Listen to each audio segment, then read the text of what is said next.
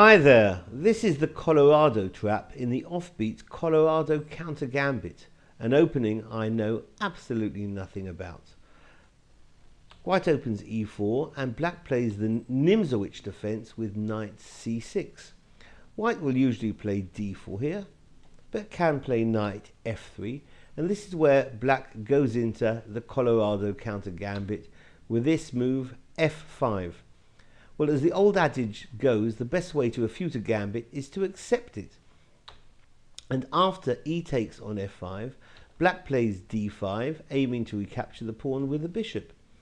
And here I believe the best moves for white is to give the pawn back and maybe play bishop b5 or d4 with a comfortable little advantage for white. We're going to look at two lines now where white tries to defend that pawn on f5. First, we'll look at the knight h4 line.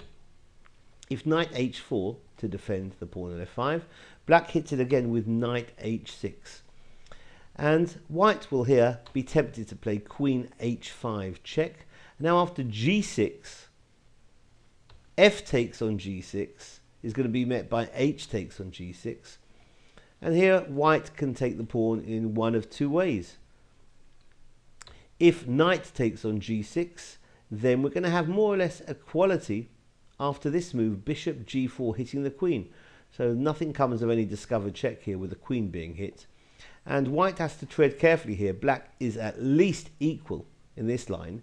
And probably queen g5, which would be met by rook g8.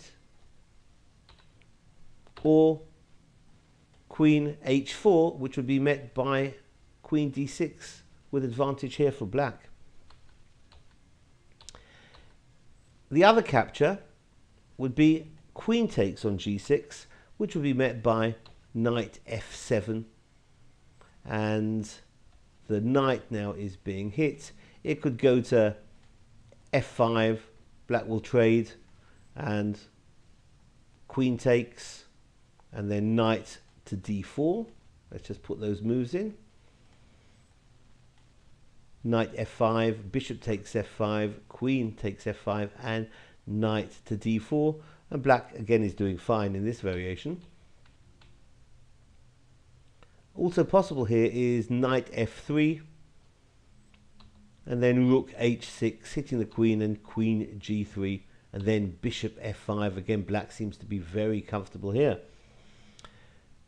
Going back,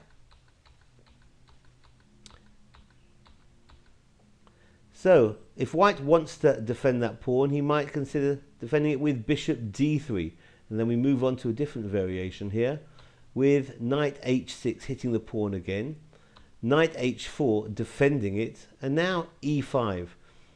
Again, white will be tempted into queen h5 check, but here the knight drops back to f7.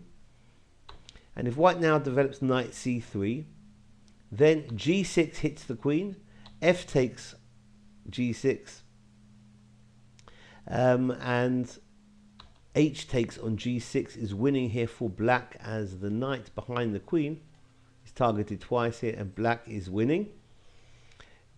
So if white would have chosen not f takes on g6, let's go back. After g6 here, instead of f takes on g6, which is losing for white, if white were to try queen g4, then we'll see g5, we'll see a winning line for black again, g5 hitting the knight.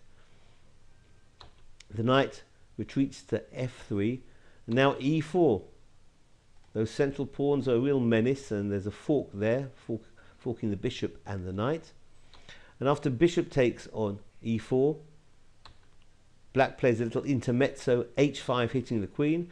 The queen has to go to its only flight square. Well, there was an h3 as well.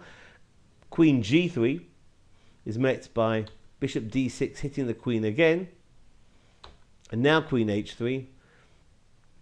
Black here would not play g4, rather better is d takes on e4 with a totally one position for black. So we've explored some interesting lines here in the Colorado counter gambit, and this has been called the Colorado trap.